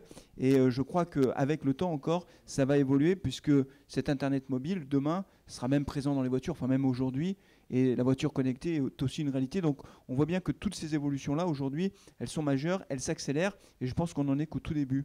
Petite question sur le covoiturage dynamique, parce que Paulin de Menton, vous avez commencé par là en fait, si on peut en dire un mot. Oui, j'avais un premier projet avant de me lancer dans la location de voitures entre particuliers. J'avais le rêve de pouvoir faire correspondre des passagers et des conducteurs, donc du covoiturage, mais à la dernière minute depuis les mobiles. Ça, c'était il y a 5 ans et j'avais sous-estimé la difficulté de faire ça. Et donc j'ai ensuite changé d'idée avec la location entre particuliers. Mais aujourd'hui, est-ce que finalement ça pourrait maintenant, vu les progrès de la technologie, est-ce que ça pourrait fonctionner ou pas ? Bien sûr, il y a des questions énormes de masse critique pour arriver à faire ça. Et donc aujourd'hui, justement, des boîtes comme Blablacar vont avoir la capacité, avec des millions de membres, un réseau très dense et des technos qui s'améliorent, ils vont avoir la capacité de le faire. Donc moi, je voulais faire ça tout seul il y a 5 ans. C'était pas le bon timing. Et maintenant, peut-être qu'avec 100 millions d'euros, 10 millions d'utilisateurs, Blablacar va être en bonne position pour le faire. Et je leur souhaite. Alors, réponse. Non, en fait, c'est pas du tout prioritaire pour nous parce que tout simplement, on n'a pas de demande, on voit pas de traction sur les petits trajets. Déjà, on n'observe pas de demande. Nous, on est très liés à notre communauté, on écoute beaucoup, on réagit en fonction de leurs demandes et ça, on ne le demande pas. Donc bon, on pourrait innover et créer la demande, mais c'est autre chose. Après, le covoiturage dynamique, il y a 2 gros piliers. Il faut une masse critique incroyable. Donc c'est vrai que nous, on a 10 millions de membres, mais en fait, rien qu'en région parisienne, il faudrait avoir quasiment tous les habitants quoi, pour que ça puisse marcher. C'est très local. Et puis l'autre pilier, c'est le taux de pénétration du smartphone. En fait, il faudrait que le taux d'équipement en smartphone, il faudrait que tout le monde soit géolocalisé pour pouvoir participer. C'est pas tellement la techno. La techno, effectivement, on se met dessus, on bosse, voilà, ça marche, on peut le sortir. Mais c'est trop tôt encore. Et on voit pas la demande. Après, là, j'entendais, c'est ce que fait Uber Pop, le covoiturage dynamique. Alors non, Uber Pop, c'est du VTC. Le conducteur ne fait pas du covoiturage. Il travaille à la demande. Quelqu'un se géolocalise, commande un Uber, que ce soit un Uber ou un Uber Pop. Uber Pop, c'est moins cher parce que c'est pas une voiture de luxe, mais c'est un chauffeur quand même. Il se déplace et il va à l'endroit où le client, puisque c'est un client, lui demande d'aller, il paye sa course, le conducteur fait un bénéfice, donc ça n'est absolument pas du covoiturage, c'est un métier, c'est un service, quoi. Je pense que le smartphone est en train de permettre de réinventer dans les pays occidentaux développés le taxi brousse qui va se retrouver effectivement dans une forme un petit peu moderne, mais c'est bien de ça dont on parle en fait. Juste une idée, parce qu'on était au salon de l'auto, je crois que c'était en l'an 2000, Citroën avait présenté un concept car qui s'appelait Osmose. Et en fait, la voiture avait un panneau lumineux au-dessus du pare-brise qui indiquait la direction où elle allait. Et donc, en voyant cela, à l'époque, il n'y avait pas trop d'iPhone, ça n'existait pas encore. Mais donc, les gens dans la rue qui voyaient passer la voiture, ou ceux qui étaient intéressés, pouvaient faire signe et prendre la voiture. Voilà. Alors peut-être que dans quelques temps, grâce à la voiture connectée, on pourra avoir ce genre de service. Oui ?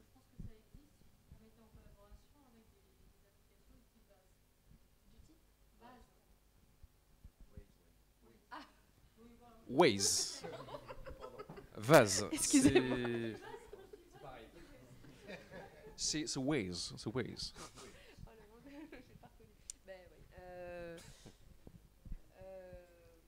Oui. En tout cas, c'est certain qu'il y a des services qui vont le faire, en tout cas, où l'offre va certainement se généraliser. On en arrive justement à la session des questions-réponses. Donc, écoutez, allez-y. Vous êtes parti du principe que la voiture partagée était un domaine qui explosait actuellement. C'est la réalité. Mais cette explosion, elle est quand même minime. C'est-à-dire que par rapport à l'océan de la voiture individuelle possédée, l'ensemble de tout ça, c'est quand même une goutte d'eau, je crois. Non. Alors, si je peux me permettre de répondre juste... C'est le vase qui fait des le vase et la goutte d'eau, là, du coup. alors, d'abord, première question, est-ce que ce que je dis est vrai?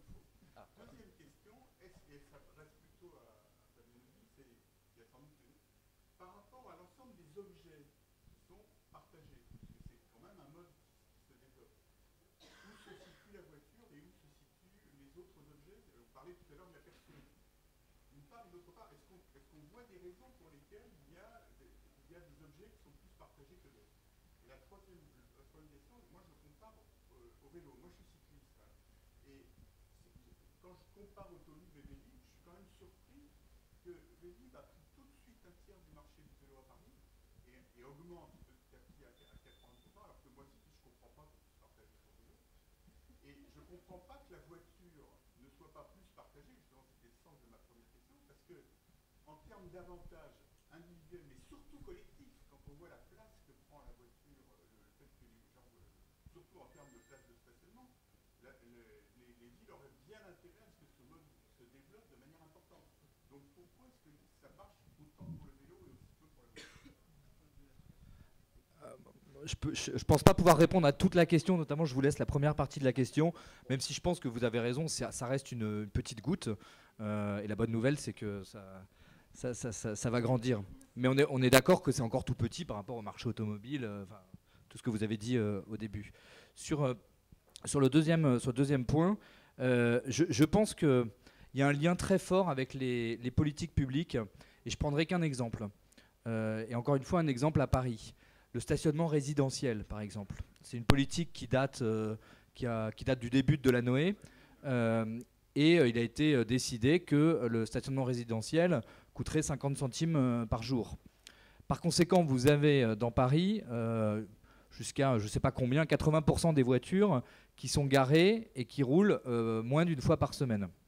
Donc il y avait une raison à cette politique, bonne ou mauvaise, mais en tout cas il y avait une raison. Et aujourd'hui, on se retrouve dans une situation où une grande partie de l'espace public est occupée par des voitures ventouses qui ne servent à personne et qui gâchent quand même un peu l'espace. On pourrait faire autre chose de cet espace, on pourrait faire des terrasses de café ou tout ce que vous voulez, des pistes de skateboard. Et donc, il y a une vraie question sur l'utilisation de l'espace public dans les villes, et il y a un équilibre à trouver entre... quand même laisser les gens faire ce qu'ils veulent, avoir une voiture s'ils en veulent une et ne pas en avoir s'ils n'en veulent pas. Et en même temps, c'est un espace qui a énormément de valeur dans des villes confinées avec des densités très très importantes.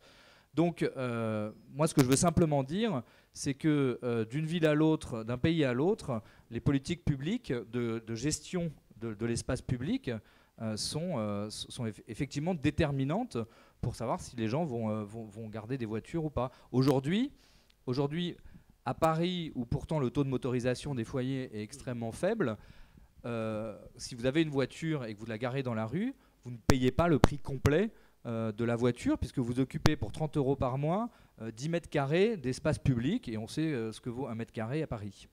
Cher monsieur, juste pour terminer, je vais être très bref sur la fameuse goutte d'eau dont vous venez de parler. La goutte d'eau est assez importante. 2 chiffres, uniquement 2, et je passe le micro à mon voisin. Le nombre de voitures partagées, donc loueurs courte durée et longue durée en France. Sur une base 100, 40%. 4 voitures sur 10. 4 voitures sur 10.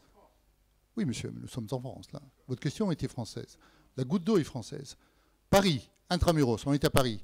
53%, plus de la moitié des ménages intramuros n'ont pas de voiture. Ce n'est pas une goutte d'eau, monsieur. Alors évidemment, le pourcentage est légèrement différent à Clermont-Ferrand, et c'est pour ça que je passe la parole à mon voisin.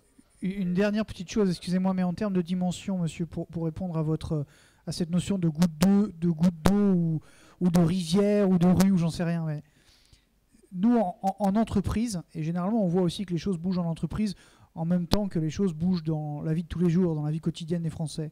En entreprise, et ce n'est pas nous qui le disons, même si on est plutôt fiers de cette donnée-là, une étude de Frost et Sullivan qui est sortie début d'année, donc quand même des gens plutôt crédibles, font état en Europe aujourd'hui, ce qui est totalement ridicule, de 2000 véhicules partagés en entreprise. Cependant, ils projettent, alors ça n'engage qu'eux, mais ils sont quand même plutôt respectables ces gens-là, ils projettent une augmentation à 2020, donc 2020 c'est demain, à entre 80 et 100 000 véhicules. Donc peut-être que c'est une goutte d'eau, après on définit quelle est la taille de la goutte d'eau d'aujourd'hui, mais en tout cas des marchés qui doivent faire x40 ou x50 dans les 10 prochaines années, il n'y en a pas beaucoup quand même aujourd'hui. Voilà. Oui, alors mon voisin soulignait à juste titre que la qualité de vie en Auvergne était nettement supérieure. Je suis tout à fait d'accord avec ça. L'eau y est très bonne aussi. Pour répondre à votre deuxième question, pour savoir si finalement le partage de la voiture est plus avancé que le partage des autres produits, je parle sous le contrôle de Ziloc. Mais je pense qu'effectivement, la voiture est certainement un des objets qui est le plus en avance en matière de location entre particuliers et de partage, avec peut-être les appartements. On a parlé de Airbnb, pour une raison qui, à mon sens, est assez simple, c'est que les enjeux financiers sont plus importants. C'est-à-dire que louer sa perceuse ou louer un objet pour quelques euros par mois, ça a peut-être moins d'impact financier, donc c'est moins stimulant pour le propriétaire de cet objet que de louer sa voiture pour 100 ou 150 euros ou encore son appartement pour 500 euros par semaine ou que sais-je encore. Donc premier élément, je pense que la voiture est en avance. Malgré tout, et là c'est votre troisième point, d'essayer de savoir finalement pourquoi la location de voiture a peut-être un peu moins pris. Enfin, vous m'arrêtez si je me trompe, mais que la location de vélo, entre particuliers, vous ne loueriez pas votre vélo. Qui aurait pu dire, franchement, quand on prend un peu de recul, qui aurait pu dire que la location, à part Paulin de Menton bien sûr, puisqu'il l'avait vu juste avant tout le monde, mais qui aurait pu dire que les propriétaires de voitures allaient accepter de louer leur voiture à un strict inconnu en leur donnant les clés de leur voiture. Je loue ma voiture à quelqu'un que je ne connais pas. Enfin, franchement, quand on connaît le rapport qu'on a avec sa voiture, qui est un objet, on en prend soin, etc., qui aurait pu dire que ça allait marcher? Et pourtant, ça marche. Donc je crois que les choses évoluent vite. Après, pour savoir pourquoi ça prend peut-être plus vite ou moins vite que le vélo, alors que l'impact sur notre vie collective dans les grandes agglomérations serait plus fort si la voiture était plus partagée. Hein, si j'ai bien compris votre question, c'est ça. Pour une raison simple, monsieur, c'est que dans les choix individuels que nous avons tous les uns et les autres, le critère collectif, le critère de l'impact sur notre vie en commun ne rentre pas ou très peu en compte. En gros, dire je vais abandonner ma voiture parce que ça va faire du bien à la planète, parce que ça va décongestionner le centre de Paris, personne ne le fait. Donc c'est avant tout, et tout à l'heure je parlais de rationalité, mais de rationalité personnelle, quel intérêt pour moi? Voilà. Et abandonner ma voiture et donc avoir une vie plus compliquée pour protéger la planète et pour faire en sorte qu'à Paris ce soit plus agréable, non merci. Je caricature, mais c'est ce que nous disent dans toutes nos études, quand on interroge les automobilistes, c'est ce qu'on nous dit. Le critère environnemental, le critère collectif arrive mais vraiment à des années-lumière derrière l'intérêt personnel. Disons que les politiques publiques poussent à ça. Après, c'est jusqu'où aller? Parce que je vous donne juste, pardon, je prends encore 2 secondes pour répondre à ça, parce que c'est une bonne question. Aujourd'hui, en matière d'urbanisme, d'aménagement urbain, quand on prend les exemples de nouveaux quartiers, prenons les exemples des écoquartiers. Aujourd'hui, on ne fait que des écoquartiers, très bien. Quand vous discutez avec les architectes, avec les aménageurs des écoquartiers, ils vous disent oui, il faut des modes de transport doux. Il faut favoriser le vélo, les transports en commun, etc. Et donc la voiture, il faut la sortir des écoquartiers.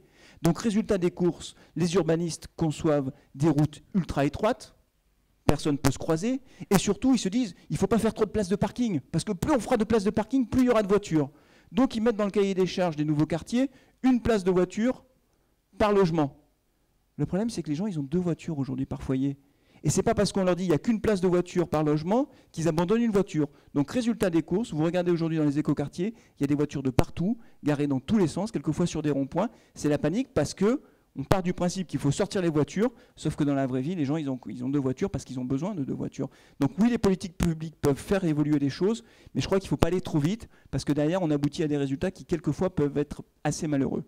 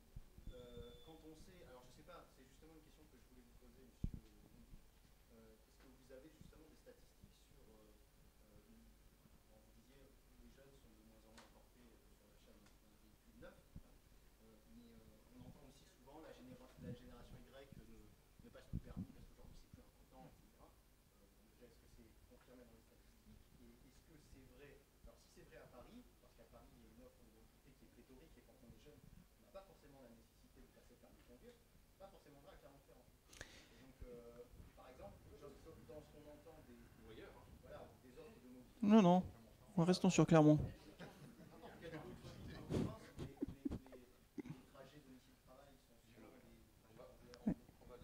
Alors, moi, très simple, on a mesuré ça effectivement, parce qu'on entend souvent dire « Ah ben les jeunes, ils passent plus leur permis ou ils le passent de plus en plus tard ». Quand on regarde d'un point de vue statistique, il y a 40 ans, en moyenne, les Français passaient leur permis de conduire à 18 ans et demi. Moi, mon père, il a passé son permis de conduire 2 mois après avoir eu 18 ans. Enfin, il pensait qu'à ça. Et c'était la règle. Aujourd'hui, c'est 19 ans et demi. Donc, il y a eu un décalage, mais il n'est pas si important que ça. Alors, derrière cette moyenne, ça reste une moyenne, il y a de fortes disparités. Dans les grandes agglos où il y a une offre de transport alternatif très développée, c'est le cas à Paris, à Lyon, à Marseille, là, les jeunes passent leur permis de conduire un peu plus tard. Quand vous êtes, on va changer de région, quand vous êtes à Annecy, quand vous êtes dans une ville de taille moyenne ou une petite ville, il y a 2 solutions. Soit vous avez une voiture pour vous déplacer, soit c'est très très compliqué. Et donc du coup, là, évidemment, le passage du permis de conduire se fait toujours aux alentours de 18 ans et demi. Mais dans les grandes agglos, on est plus proche de 20 ans, 21 ans. Quelquefois même, on a des jeunes qui, à 25 ans, n'ont pas encore passé leur permis de conduire. Mais ça reste quand même assez marginal. Non, ça ne bouge pas beaucoup non plus. Ça reste, encore une fois, ça reste marginal.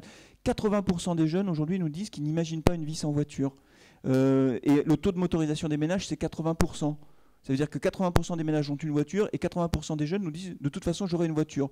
Donc on voit bien qu'on ne va pas vers une démotorisation forte de notre société parce que la voiture, on a beau dire ce qu'on veut, c'est quand même un outil de liberté incomparable. On peut tourner le problème dans tous les sens, il n'y en a pas 2 comme ça.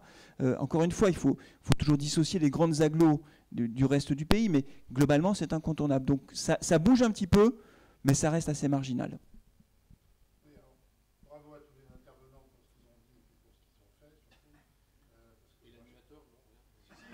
Bon, l'animateur est brillant. J'allais me tourner vers l'animateur parce qu'en dehors du fait que l'estrade est déjà bien remplie, est-ce que quand l'atelier a été organisé, la question s'est posée d'inviter les constructeurs? Pour être très franc, cette table ronde a été élaborée. Non, mais je vous explique, c'est très simple. Cette table ronde, initialement, c'est pas moi qui devais l'animer, mais vous n'avez pas eu la différence. Hein. Bon, non, je plaisante. En fait, elle a été élaborée par Pierre-Louis Debar du CCFA. Des contacts ont été pris en amont par une autre personne. Et bon, la question en tout cas ne s'est pas posée comme ça, même si on a parlé des constructeurs pendant une bonne partie du débat. Hein, on a évoqué leur rôle, donc voilà. Moi, je trouve plutôt bien que ce soit des acteurs autres qui soient là, parce que c'est eux qui les challenge. Et vous voyez bien qu'in fine, de toute façon, les constructeurs viennent les voir, ou en tout cas, des liens se font. Donc, ouais, enfin, il y a quand même un gros malaise, parce que l'automobile est clairement très établi. Le système commercial automobile est encore plus établi. Qu'il y a des années que tout le monde pense que ça va bouger, et que ça n'a pas bougé. Bon, en gros, ça n'a pas bougé, ça a même régressé par rapport à il y a 40 ans. Donc, quelque part, moi personnellement, ça m'excite autant que vous, ça va quand même déménager. Moi, je n'ai pas le sentiment, les connaissant bien, qu'ils sont en train de bouger. alors, Monsieur Gallin, vous voulez répondre à ça ou... Oui, je vais très sincèrement pas être d'accord avec vous. Ce sera la dernière fois. Hein. Le CNPA, le Conseil national des professions de l'automobile, représente 21 métiers, tous les métiers périphériques de l'automobile. Il y a les concessionnaires, pas les constructeurs, les concessionnaires. Mais c'est la même famille. C'est la même famille. Je peux vous dire qu'ils sont obsédés par cela. Ah, les concessionnaires, oui. Oui, mais c'est la même famille. Non, pas tout à fait. D'accord. Ils n'ont pas la voix au chapitre. Non, c'est pas aussi marqué que ça. Mais ils sont obsédés par ça. Donc, et c'est quand même eux qui distribuent les voitures, qui assurent le service sur l'ensemble du territoire français. Il y a des groupes de travail très élaborés, très dynamiques. Je connais de multiples concessionnaires automobiles, des petits, des moyens, des gros, des énormes. Je peux vous dire qu'ils bossent tous dans ce sens-là. Et les constructeurs, comme on l'a dit, ont développé des solutions de location voiture. Donc, ça bouge. Avec un peu de retard, mais ça bouge. Je vous promets, vous allez être surpris. Juste une petite précision, quand on parle de constructeur, il faut bien avoir en tête qu'on ne peut pas mettre dans un même panier par rapport à ces problématiques-là tous les constructeurs. Parce que vous allez voir en Allemagne, il y a quelques constructeurs dont c'est une réelle stratégie affichée et sur laquelle ils investissent des centaines de millions d'euros. Donc là, je pense que tout le monde n'est pas tout à fait au même niveau là-dedans. Une dernière question? J'ai 2 questions. Bon, bah, les 2 dernières questions alors. 2 dernières questions par rapport à la mobilité. Tout à l'heure, je me suis rendu compte au niveau de la colocation de véhicules, on ne parle jamais du social qui a été abordé. C'est-à-dire que vous allez faire par exemple Paris-Clermont-Ferrand. À des moments, ça peut très très bien se passer, puis à d'autres moments, ça peut mal se passer, et là, on n'en parle pas du tout. Tout tout à l'heure, vous parliez d'une Maserati, une personne qui a une Maserati. Est-ce qu'il recherche de l'argent, votre modèle économique, ou tout simplement du plaisir? Discuter, passer du contact avec une personne. Deuxième chose, quand vous avez par exemple un véhicule, comment ça se passe au niveau des assurances? Parce que là, le modèle économique, au niveau des assurances, moi je vais payer le même prix, mon assurance, qu'une personne qui va traiter sa voiture. Alors, pour répondre à votre première question sur le social, c'est un vecteur fort d'utilisation de nos services. Je pense qu'il est encore plus fort dans le covoiturage où vous passez vraiment tout un trajet avec une personne. Nous, vous lui donnez les clés, vous lui parlez éventuellement des bons plans dans votre ville, dans votre région. Et il y a souvent une belle rencontre qui se fait et on le voit dans les retours d'utilisateurs. Après, effectivement, ça se passe pas toujours bien. Quand on parle de la voiture, il faut aussi parler des accidents. Et ça arrive. Du coup, nous, c'était une condition sine qua non pour lancer notre service, c'était d'avoir une assurance tout risque qui permette d'encadrer la location. Donc, sur le montant d'une location, il y a une grosse partie qui est reversée à notre assureur. Les assureurs, ils vont pas modifier leurs tarifs sachant ça. Non, parce qu'en fait... En fait, on met une autre assurance qui prend le relais de votre assurance pendant la durée de la location. Voilà. Donc votre assurance perso n'est absolument pas impactée. La personne a un accident, votre bonus-malus ne bouge pas, votre assurance n'est même pas au courant. C'est notre assurance qui prend en charge complètement le sinistre. Sur l'état des lieux, parce qu'avec Internet, avec l'iPhone, tout ça, on arrive sur le véhicule, on peut l'ouvrir, on peut même observer le véhicule pour voir s'il n'y a pas de rayures et tout. Mais globalement, quand on loue des appartements et tout, il y a un état des lieux, on a une caution, et à un moment donné, soit la femme de ménage qui vient prendre le relais, elle vient visiter. Là, si le véhicule il est toujours en libre service, à partir de quel moment on peut savoir si le véhicule a été détérioré ou pas? Question que je me pose tout simplement, il y a un mégot de cigarette ou des choses comme ça. Ouais, alors chez nous, il y a une rencontre propriétaire-locataire, donc c'est réglé. Chez nous, effectivement, elles sont en libre service et il peut se passer plusieurs utilisateurs avant que quelqu'un de chez nous passe pour nettoyer la voiture ou regarder dans quel état elle est. Il n'y a aucune solution miracle à la question que vous posez. Il y a simplement une série de pratiques qu'on a. La première, c'est d'éduquer le plus possible en amont nos abonnés pour qu'ils respectent la voiture et qu'ils respectent les usagers suivants. Et puis il y a une deuxième façon qui est quand des abonnés se comportent mal avec la voiture en faisant des dommages qu'ils ne vont pas signaler ou en rendant la voiture systématiquement en retard, nous on suit ça et puis au bout d'un moment on prévient une première fois, une deuxième fois et puis si ça continue, l'aventure est terminée pour l'abonné. Le côté plaisir, Laure. Je termine sur ce sujet-là. Il y a des systèmes d'évaluation sur tous nos services. Enfin, en tout cas, l'autopartage entre particuliers. Donc, s'il arrivait quoi que ce soit, le conducteur note le passager note le conducteur, enfin, le locataire, le propriétaire et inversement. Donc, ça tire tout le monde vers le haut en termes d'actes, de responsabilité. Et puis le côté convivial, c'est ce que vous évoquiez tout à l'heure. Oui, on n'est pas obligé de devenir super pote avec tous ces covoitureurs. La plupart du temps. Oui, Avant, c'était l'autostop. Ouais. Soit on avait des bonnes rencontres, soit on avait des mauvaises. Voilà. Dans un modèle économique, donc on va payer pour le faire. Ouais. Donc c'est une autre dimension. Par contre, moi, faire de la route avec quelqu'un que je ne vais pas supporter, directement, ça va me déranger. Je vais rembourser son argent, et puis voilà. Mais est-ce qu'on va être sorti du... Non. C'est pas l'idée, puis ça se passe pas comme ça. Bon, déjà, il faut savoir que contrairement. Peut-être 90% des fois, ça va bien se passer, mais les 10% restants, c'est là. Bon, c'est plutôt, à mon avis, 99,9% où ça se passe bien. Le pire qui puisse arriver, c'est on trouve pas de sujet de discussion. Bon, tant pis. Voilà, tant pis quoi. On met de la musique et puis voilà, tant pis. On mettra un avis positif quand même parce que le conducteur ou le passager était à l'heure. Voilà. Mais c'est vraiment pas un souci. Le gars qui a une Maserati, c'est pour l'aider à payer son entretien ou c'est parce qu'il fait de bon cœur? Alors ça, c'est plutôt de bon cœur, oui, parce qu'il est peut-être pas à 20 € près pour économiser son pari, clairement. On ne sait pas dans quel véhicule roule. Mais c'est aussi surtout pour ne pas s'endormir au volant. Enfin, il y a des gens qui font beaucoup de routes, qui souhaitent avoir quelqu'un à côté pour ne pas s'endormir au volant. Le covoiturage a cette vertu aussi de faire en sorte que le conducteur reste éveillé, fasse plus de pauses. On n'a pas eu d'accident mortel en covoiturage pour toutes ces raisons-là. D'abord parce qu'ils se sont responsables, donc ils surveillent sa conduite, il veut être bien noté à la fin, et en plus il ne s'endort pas puisqu'on lui parle, et c'est la première cause d'accident sur autoroute. Voilà. Heureusement que j'avais dit que c'est deux dernières questions. il y en a qui suivent. Ouais. Alors, très rapidement, parce que certaines personnes autour de la table ont des contraintes horaires, de nounous, d'avion. Ils ne rentrent pas en covoiturage, Flavien, ce soir. Bon, très vite.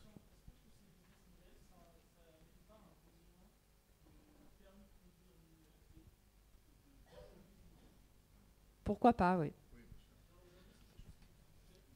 Pour l'instant, on ne les collecte pas parce que d'une part c'est compliqué et que certaines pièces, on n'a tout simplement pas le droit de les collecter. La CNIL ne nous autorise pas à le faire. Seule la préfecture peut collecter toutes ces données-là. Donc nous, on se contente de faire ce qu'on peut techniquement et facilement, c'est-à-dire checker l'email, le numéro de portable et le RIB du conducteur.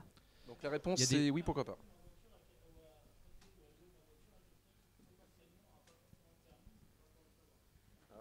Oui, non, mais effectivement, pour prendre l'exemple de l'Angleterre, par exemple, il y a des systèmes connectés avec les services de l'État qui permettent de vérifier la validité d'un permis de conduire ou de vérifier l'historique d'un conducteur en lien avec l'assurance.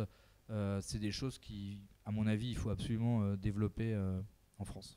Dernière question, s'il vous plaît. Dernière question.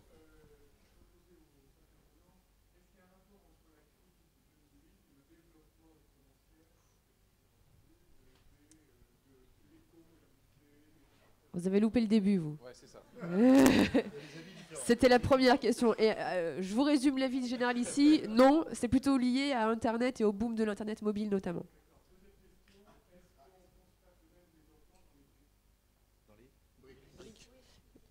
Vous avez parlé de l'Inde, donc oui. Nous, complètement. Oui. Nous, c'est notre feuille de route. Là, on a levé... Alors... La Russie, on y est déjà. La Turquie, on l'a lancé il y a 2 semaines. Et on vise l'Inde et le Brésil, là. Enfin, avec le prix de l'essence, qui du coup est trop cher pour certains, mais oui. Bien, merci à tous. J'aimerais qu'on fasse une ovation pour nos intervenants. Merci et bon week-end.